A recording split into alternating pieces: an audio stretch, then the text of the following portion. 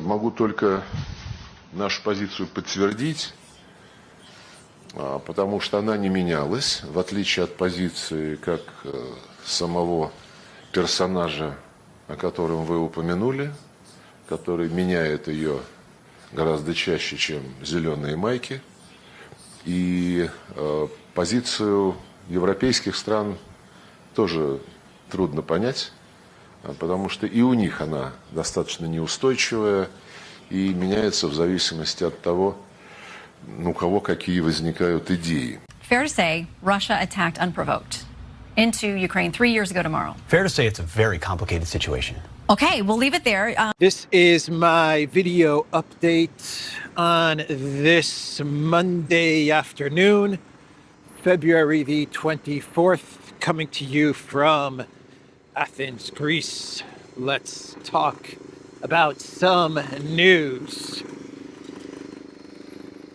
And let's start things off with the German elections. What else are we going to start things off with?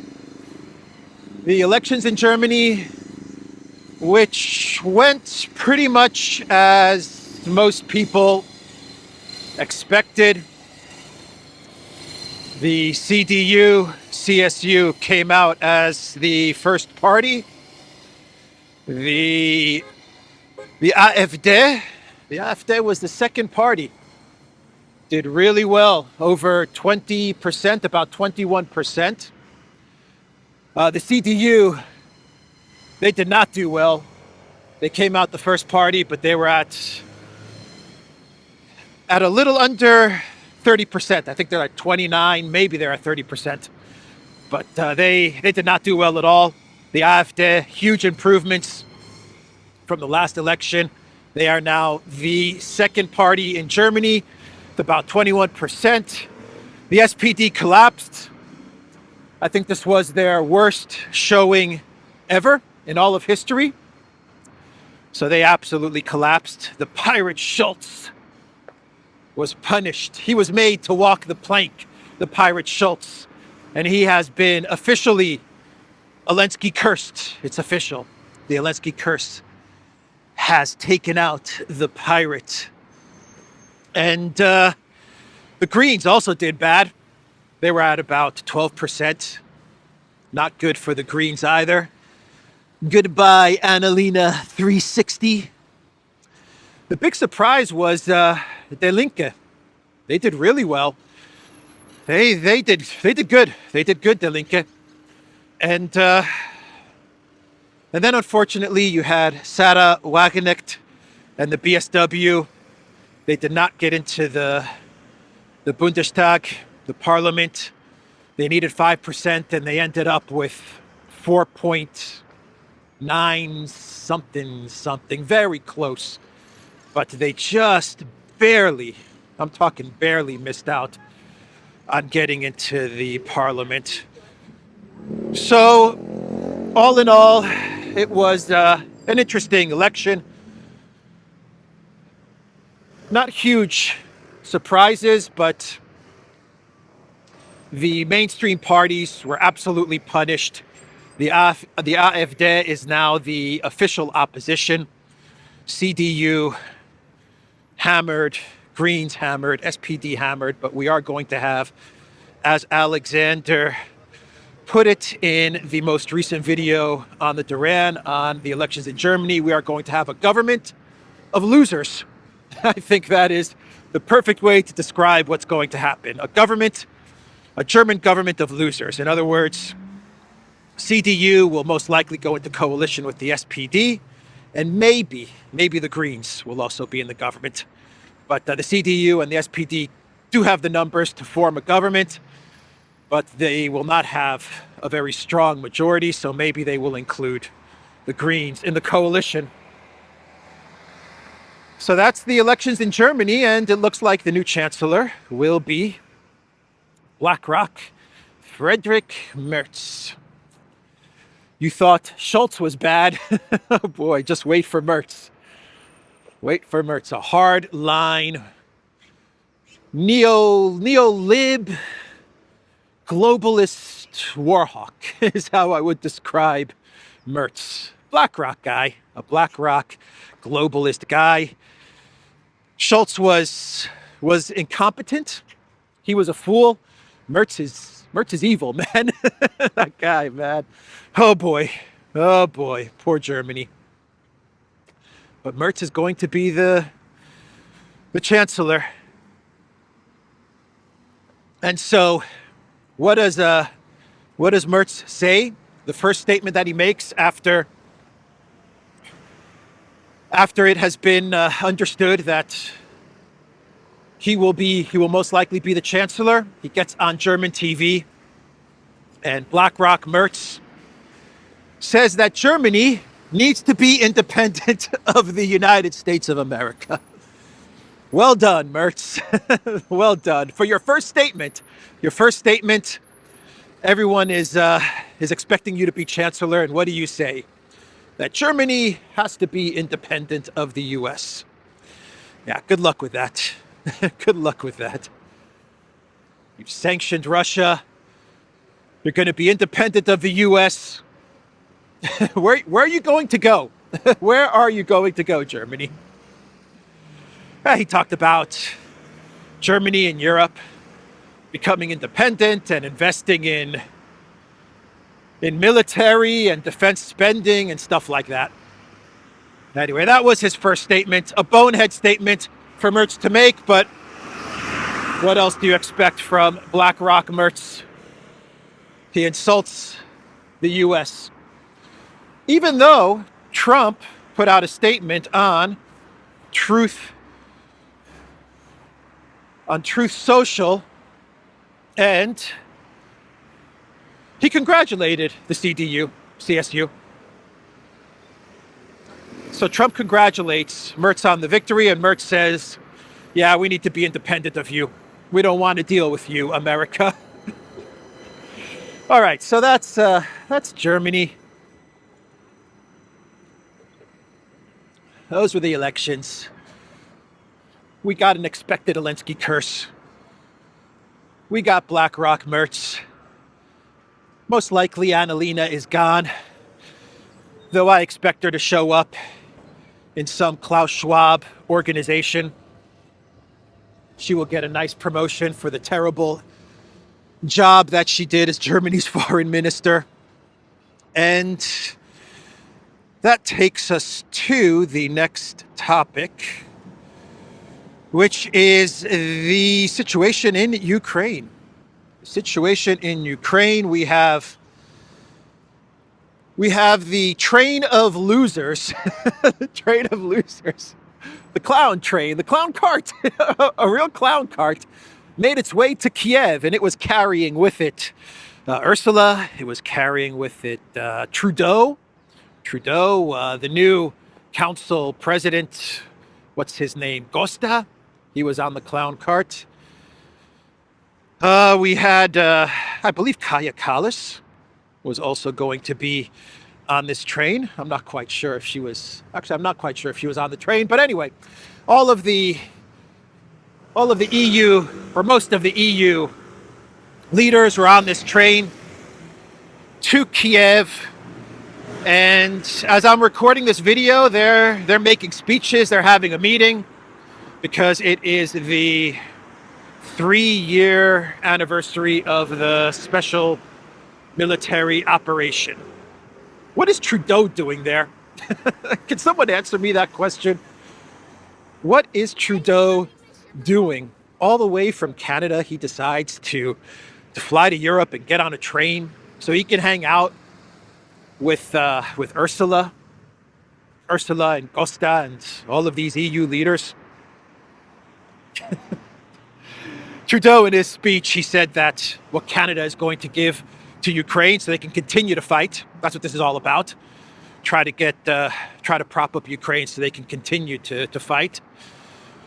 And Trudeau said that what Canada can offer is 4 F-16 flight simulators. Well done, Justin. Well done. 4 F-16 flight simulators, courtesy of the Trudeau government.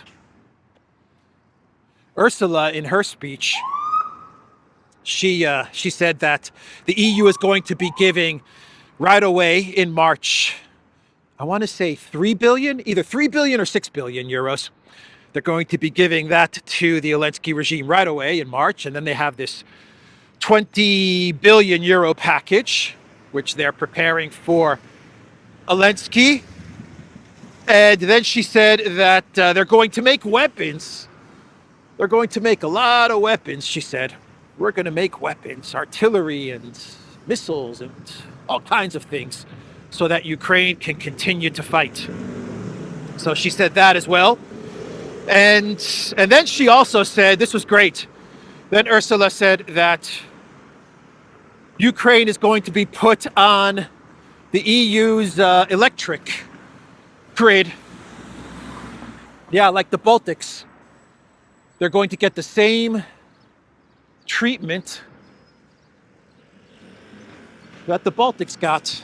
They will be 100% on the EU's electric grid, along with Moldova, by the way. We know what happened with the Baltics, right? Their electric prices doubled, tripled, quadrupled. So she said that. She also said that, one sec. She also said that the gas storage in Ukraine is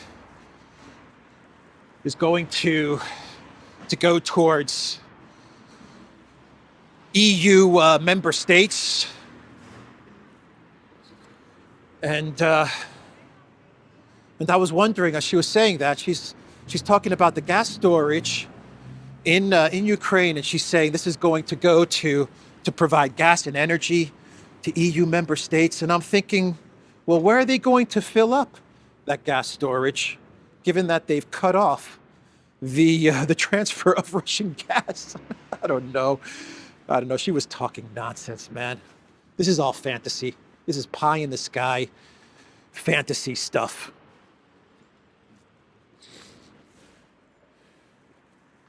It's a dead rat. Ugh. Ugh.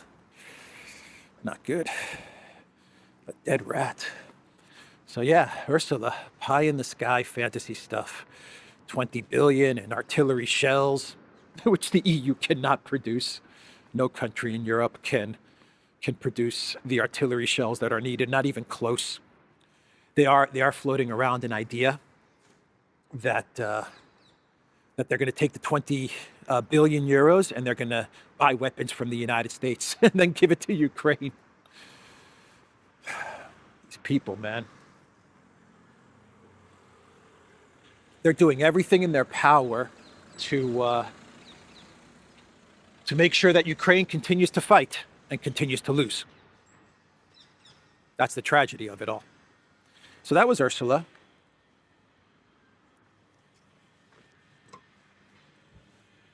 And Zelensky, he gave his statement at this round table celebration of the 3 years of the conflict, or whatever this event was dubbed. But Elensky, he trashed Trump in his statement. He didn't say Trump. He didn't specifically say Trump, but we all know what he was getting at. And he talked about how some people are spreading Russian disinformation. Some people in the West are spreading Russian disinfo. That was Zelensky's statement. He just doesn't get it, does he? He just keeps on digging. Just keeps on digging and digging and digging.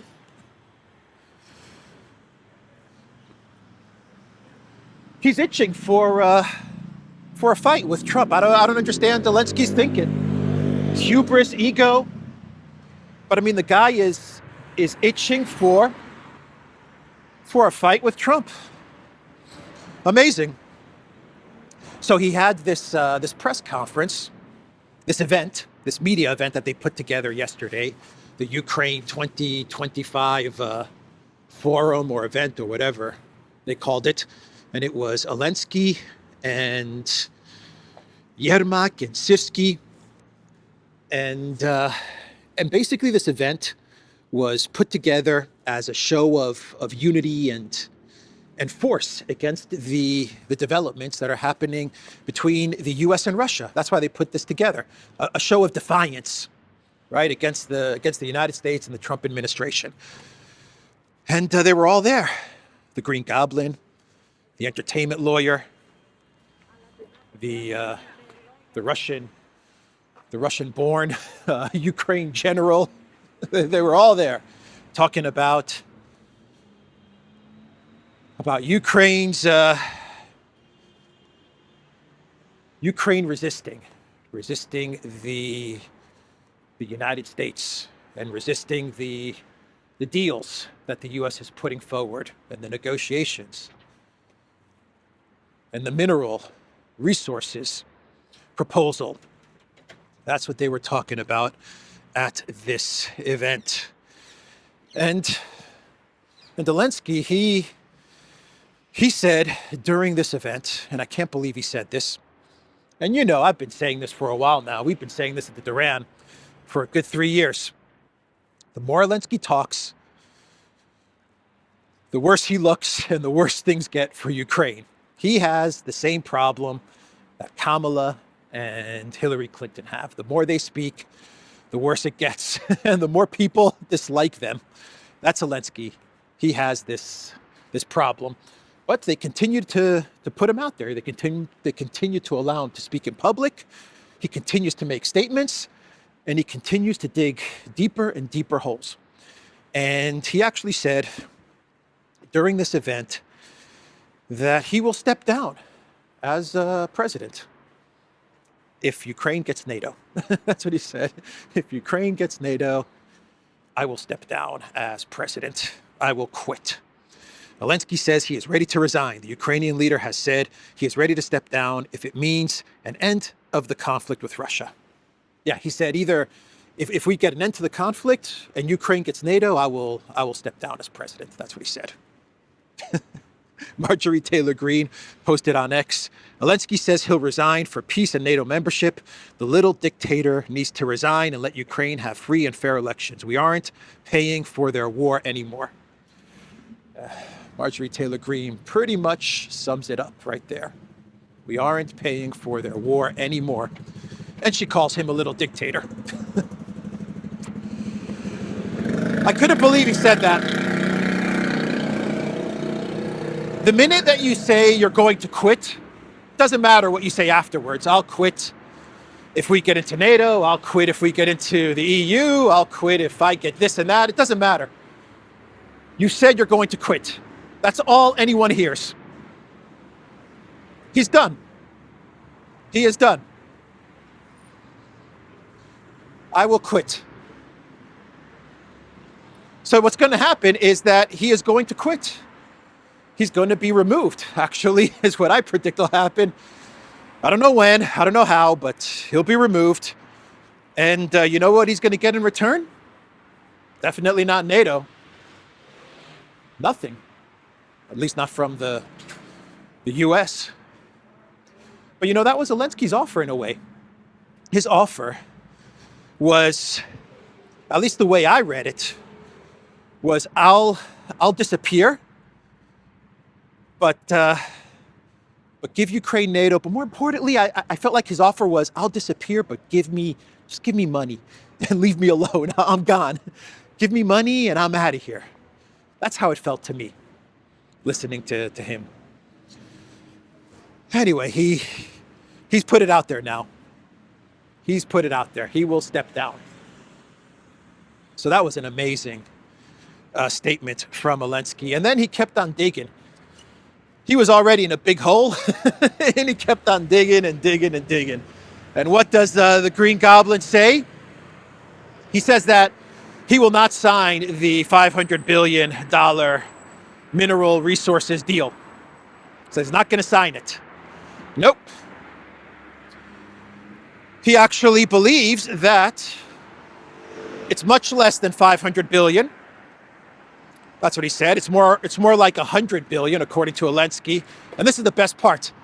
He says the 100 billion, and he says the way the deal is structured from Trump, he makes it out to be a loan.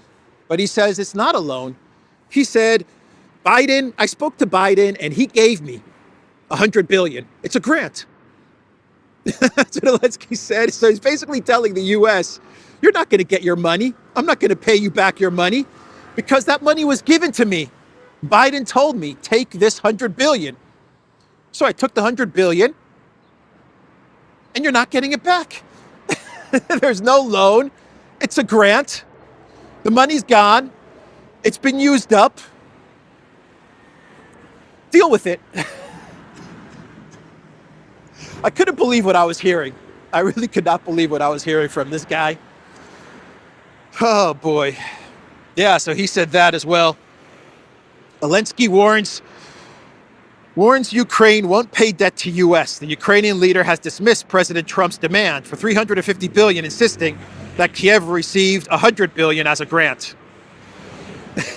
Yeah. $350 billion is what Trump says Ukraine is in for. But the fund, the deal, the minerals deal, is for a total $500 billion. And the Financial Times actually, they reported on the minerals deal. And the Financial Times said that the minerals deal is going to be a fund that's set up. I talked about this yesterday. And 50%, according to the Financial Times, of all the revenue from Ukraine's resources, not only minerals, oil, gas, the operation of ports, is going to go into this fund. But here's the kicker. The United States owns 100% of this fund, which will be governed under New York law. So Ukraine's, this is a horrible deal for Ukraine, but Zelensky put himself in this position. He put himself in this position, not the United States, not Trump. Zelensky's to blame for this. $500 billion fund, 100% controlled by the United States, New York law, and any new money that goes to Zelensky, according to the reports, for every dollar that the U.S. gives to Ukraine, new money, the U.S. is guaranteed $2 in return, which also goes into this fund, which is controlled 100% by the United States. But Zelensky put himself in this position. He's the one that talked about Ukraine minerals. He told Lindsey Graham, look at all of our minerals. Look at all the minerals we got. Lindsey Graham said, oh, wow, look at all those minerals. There must be trillions, right? And Zelensky said, yeah, there's trillions. And I'll give them to you if you give me money. Give me money and weapons. Lindsey Graham said, interesting. And then Zelensky put it in his victory plan. He said, we will give up all of Ukraine's resources. We'll partner with the United States and share all of our wealth. We just want money and weapons. He put himself in this position. He's to blame for all of this. But yeah, now he's saying, look, $100 billion, that's what we're on the hook for as Ukraine. $100 billion, and we're not even on the hook for it because you gave us that money and you're not going to get it back. Of course, that money's gone. Obviously, that money is gone. And that's why Zelensky is saying, I will quit. I will quit if you put us into NATO. I will quit and just give me a little bit more cash and I'll see you guys later. Hey, Podolyak. Just give us some money and me, Podolyak. We disappeared. We disappeared. Yeah, so it was a train wreck of a media event. I mean, an absolute train wreck. Ukraine, basically, Elensky, Yermak, Syrsky, the Ukraine government regime basically told Trump, take all of your deals and shove it. That's what that was the purpose of this event. Take your minerals deals, take your $350 billion that you say you've given us, take your negotiations with Russia, your peace deals, take it and shove it. You're not getting anything back. And we're going to hang out with the EU, and the EU is going to protect us. The EU and the UK. And so you have Macron in the US, and you have Stammer following Macron in a couple of days. What a disaster. And he was asked by a reporter, Elensky, and I'm sure this was a planted question, no doubt about it, this was a planted question. Elensky was asked by one of the reporters about Gonzalo Lira. Completely planted, set up this question. And Zelensky says, I don't know who this guy is. He says, I don't know who he is, because I think the reporter, trying to remember how he phrased his question. I think he said in his question that Gonzalo Lira was thought to be Russian intel or something like that. And so that's why I was listening to the reporter's question, and I just said, this is all a setup. It's all a setup because Zelensky's getting a lot of heat for Gonzalo Lira. And so they wanted to address it during this this media event. And Zelensky, he said, I don't know this guy. Yeah, right, you don't know this guy. That's what he said. What a disgusting lie from the Green Goblin. What a coward, man. A disgusting lie, a cowardly response. He tells the reporter, I don't know who this guy is.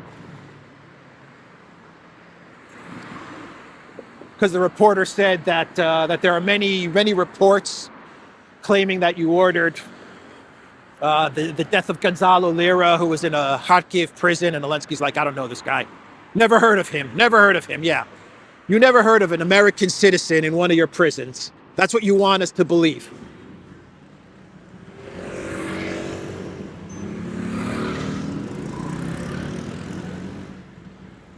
That was a horrific statement from Elensky. And that tells you exactly his answer to that question. And the whole setup of this question tells you exactly the type of person that the Trump administration is dealing with. Anyway, that was the event in Ukraine. I'll say it again. It was a train wreck. It was a train wreck. And they're going hard against Trump. They are defiant. The Elensky regime is telling Trump to take all of his deals and just stuff them. That's what he's saying. That's the message that he's putting out there.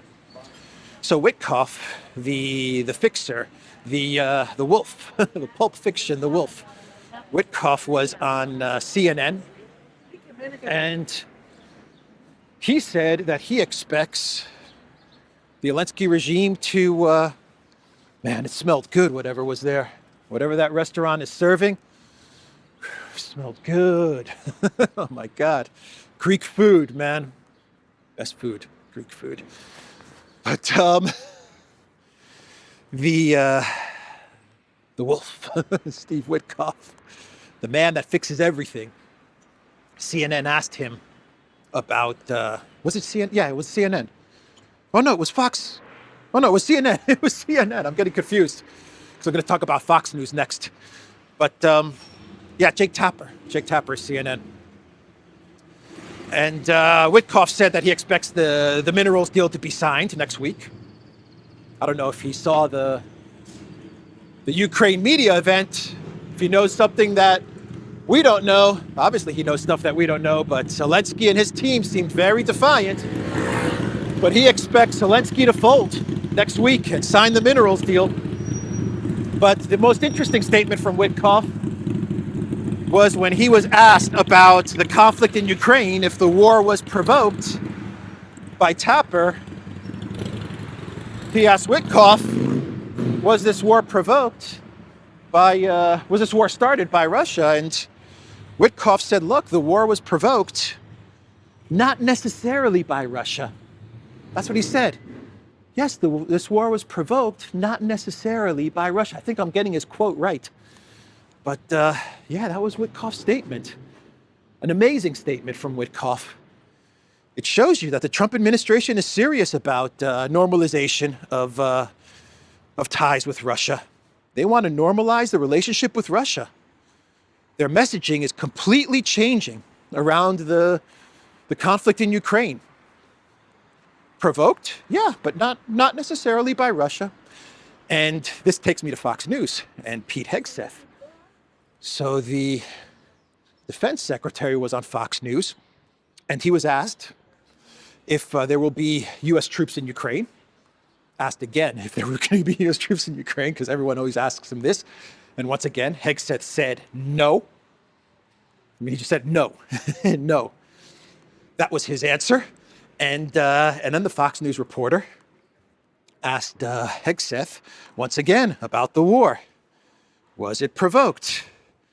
Was it provoked? And Hegseth said, and I quote, I think I'm getting this quote right, fair to say it's a very complicated situation.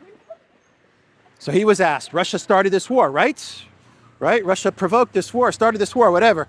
And Hegseth said, it's a complicated situation. In the past, you would get, yeah, Russia started this war. It was what would be the response that you'd get? It was an unprovoked war of a full-scale, unprovoked war of aggression. Right? Not provoked, unprovoked is what they always go with. Sorry, they always go with unprovoked. But Hegseth said, no, it's a complicated situation. That's what he said.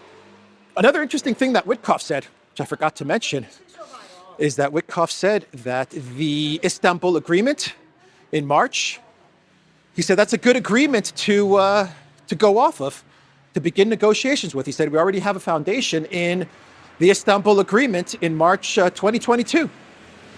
So Witkoff also said that. He said there was a peace deal and Ukraine, they decided to turn it down, but he said we could go with that. We could go with Istanbul, but it's no longer Istanbul, it's now Istanbul plus. But still, an interesting statement from Witkoff. And what else should we talk about? Oh, the EU also approved the 16th sanctions package. No big surprise there. They're going after the shadow fleet, the scary shadow fleet. They also sanctioned some more Russian officials, some Russian business people, some Russian media outlets, stuff like that in their 16th sanctions package. I think that covers everything when it comes to the news about Project Ukraine. So we got Germany, we got Project Ukraine. Orban gave an amazing, I was talking about his speech that he gave the other day. He gave an amazing speech, and now there's a video of another part of the speech that he gave, the State of the Nation address that he gave. And in this speech, this segment of the speech, he talks about USAID and Soros and all of that stuff. And it was an amazing speech from Orban. And he actually says that that cutting off USAID was one part of, I think he said, like a three-headed snake. I think that's the words that he used, like a three-headed monster. And the one head was the USAID. He said the other head is the EU Commission with Ursula. I don't know if he said Ursula by name, but that's what he was implying, is the EU Commission, the globalists. And the other head is Soros. And basically Orban was saying in his speech, we're going after them. It was an amazing speech from Orban. Anyway, we have that as well. And the other big news from yesterday was that the deputy director of the FBI was named, and it is going to be Dan Bongino. Wow, Dan Bongino. Man, Hunter Biden, look out. Russiagate, Hunter Biden, 10% for the big guy. Dan Bongino, Dan Bongino is on top of all of that stuff. Russiagate and the laptop and Hunter and all the stuff that Hunter was doing with Burisma and CFC. Bongino knows that stuff inside out. And now he's going to be the deputy director of the FBI. And this has the deep state in a complete shock. I mean, they are flipping out over this appointment. And keep in mind that Bongino has given up a super successful gig as as a podcaster. I believe he's also involved in Rumble as well.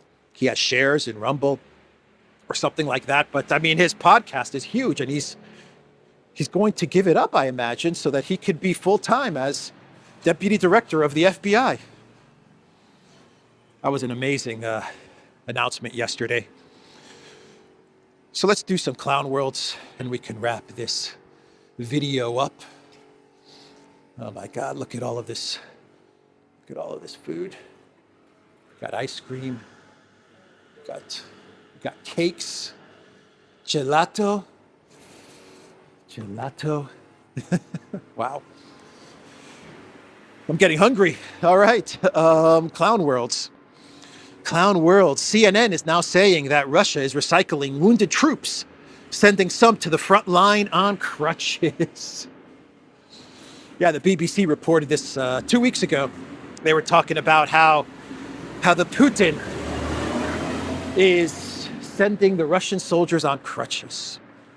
Because the narrative is that Russia, any day now, the Russian military is going to collapse, right?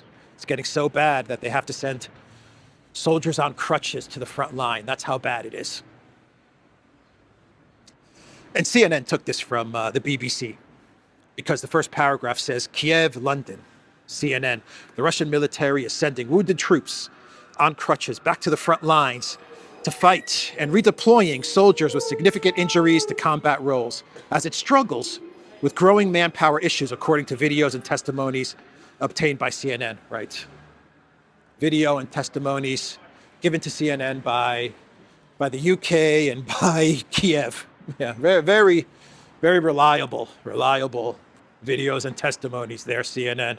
Very reliable. You know what they're going to do, the media. The UK media, the European media, they're going to run with a narrative saying that in a couple of months, any minute now, any day now, any month now, Russia's going to collapse. And then when Trump makes a deal with Russia and they patch things up, they're going to say, you see, Trump ruined it. He backstabbed all of us.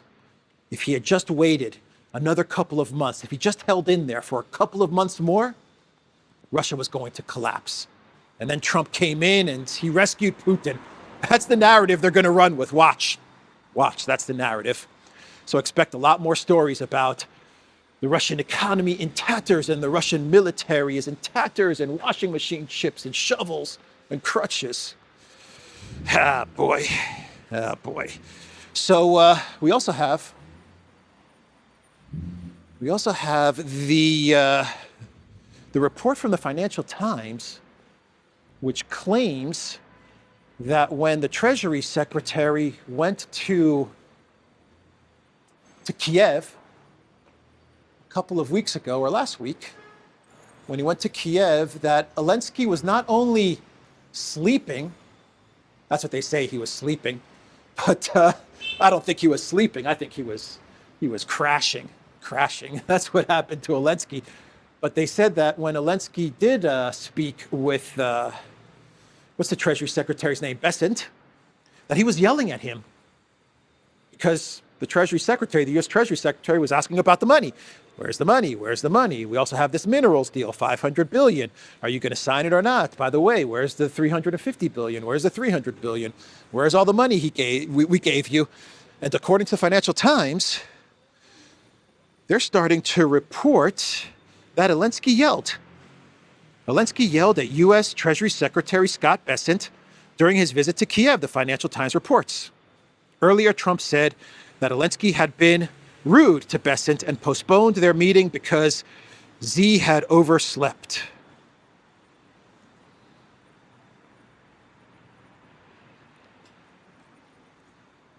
So yeah, rude to the U.S. Treasury Secretary. Not a smart move there from the Green Goblin. Not a smart move at all. And one more clown world, and we'll wrap this video up. From Ukrainsky Pravda. Peace in Ukraine may be more dangerous than ongoing war, says Danish Prime Minister. Peace in Ukraine may be more dangerous than the ongoing. Yeah, what's up? Kaya Kallas said something something along the lines of the European Union supports Elensky's right to not hold elections. Oh my God, the EU. The EU has decided to destroy itself on the hill that is Ukraine. The EU has decided to freaking destroy itself for the Green Goblin. Amazing times we live in. It's interesting to see all of the Ukraine media outlets. Tesla. So we've got Teslas in Athens as well. Tesla. Anyway, the media outlets in Ukraine now, they all have these big buttons saying support journalism. They didn't have that a couple of months ago. None of the media outlets, Kiev Independent, Ukrainsky Pravda, all of these outlets, they didn't have any buttons, any call to actions on their website, soliciting donations and stuff like that. Now they all have them. USAID, USAID money. Now they got to get donations. Anyway, that's the video, everybody.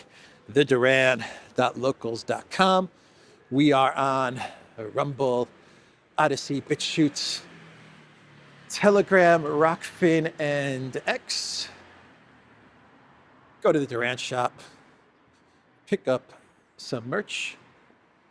The link to the Duran shop is in the description box down below.